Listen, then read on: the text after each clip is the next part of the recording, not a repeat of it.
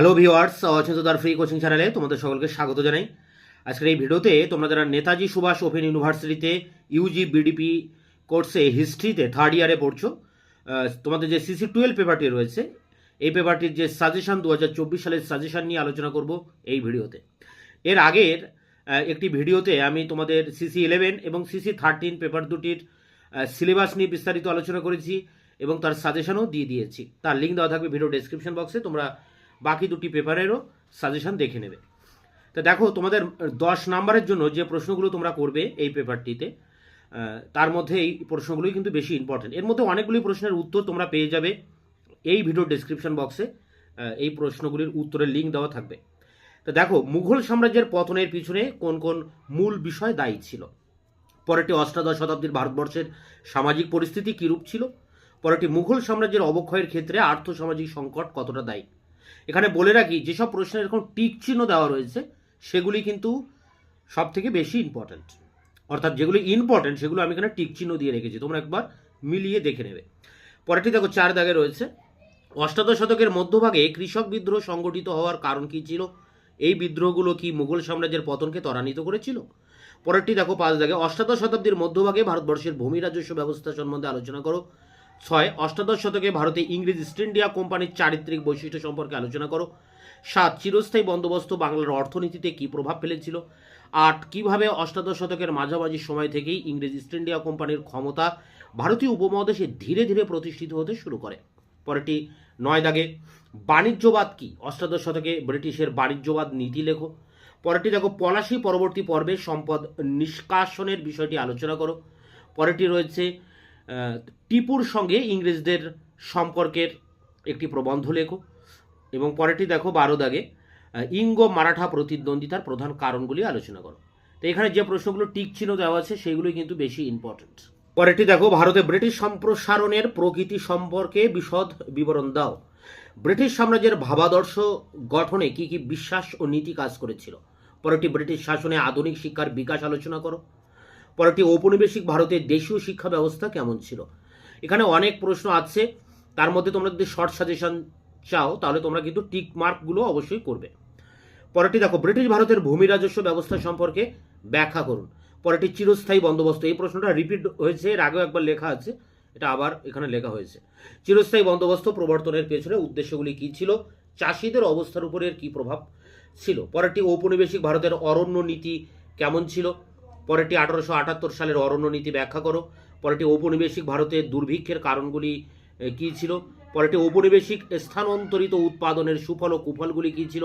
পরেরটি ভারতে পশুপালনের অর্থনীতির প্রধান বৈশিষ্ট্যগুলি লেখো। পরেরটি অবশিল্পায়ন বলতে কী বোঝো? ঔপনিবেশিক ভারতে অবশিল্পায়নের প্রেক্ষিত বিশ্লেষণ করে, এটা খুবই ইম্পর্টেন্ট প্রশ্ন।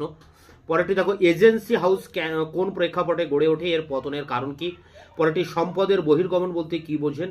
ঔপনিবেশিক ভারতে কোন কোন ধারায় সম্পদের বহির্গমন ঘটে? পরেরটি রয়েছে, ঔপনিবেশিক ভারতে বিদেশি পুঁজির লগ্নির প্রধান ক্ষেত্রগুলি লেখো। পরেরটি দেখো, ঔপনিবেশিক ভারতের শিল্পায়নের বিকাশ। পরেরটি সাঁওতাল বিদ্রোহের কারণ ও ফলাফল আলোচনা করো। নীল বিদ্রোহের কারণ ও গুরুত্ব বর্ণনা করো।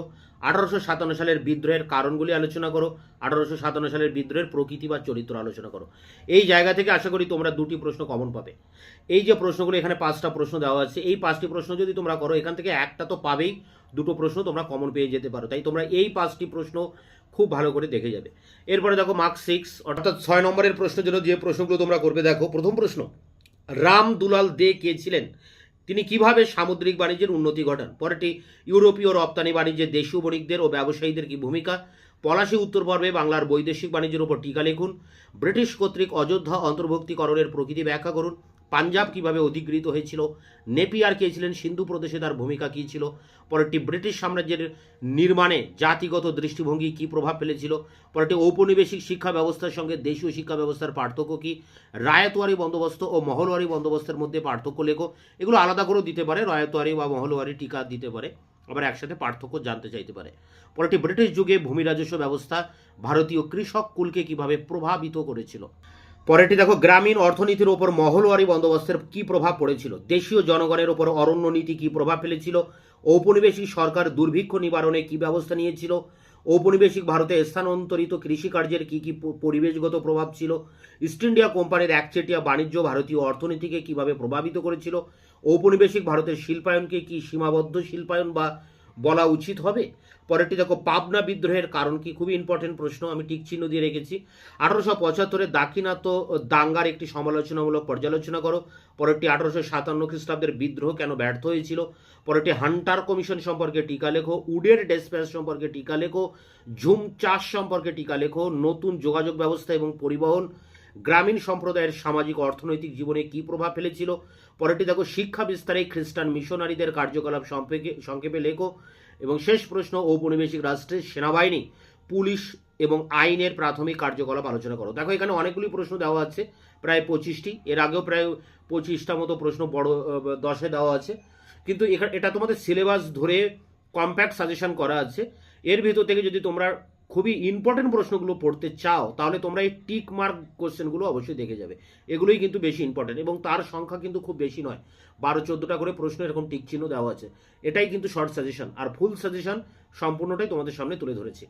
তা অবশ্যই তোমরা এই সাজেশনটা ফলো করবে, এখান থেকে আশা করি সমস্ত প্রশ্ন কমন পেয়ে যাবে। তোমাদের সিসি 11 এবং 13 পেপারের সিলেবাস সাজেশনের আগেও আমি চ্যানেলে আপলোড করে দিয়েছিলাম, তার লিঙ্ক দেওয়া থাকবে ভিডিও ডেসক্রিপশন বক্সে। এছাড়া এই সিসি 12 পেপারটির সাজেশনের অনেক প্রশ্নের উত্তর আমি ইতিমধ্যে চ্যানেলে আপলোড করে দিয়েছি, তারও লিঙ্ক দেওয়া থাকবে ভিডিও ডেসক্রিপশন বক্সে। দেখা হচ্ছে তোমাদের সামনে নতুন কোনো ভিডিও ক্লাসে। তোমাদের বাকি যেসব পেপারগুলো এখনও রয়েছে, ডিএস পেপারগুলো রয়েছে, তারও সাজেশন খুব দ্রুত নিয়ে আসবো। ততক্ষণে তোমরা চ্যানেলকে সাবস্ক্রাইব করে রাখবে, বন্ধুদের কাছে শেয়ার করবে, নিজেদের মতামত জানাবে কমেন্ট সেকশনে। ভিডিওটি ভালো লাগলো অবশ্যই একটা লাইক দেবে।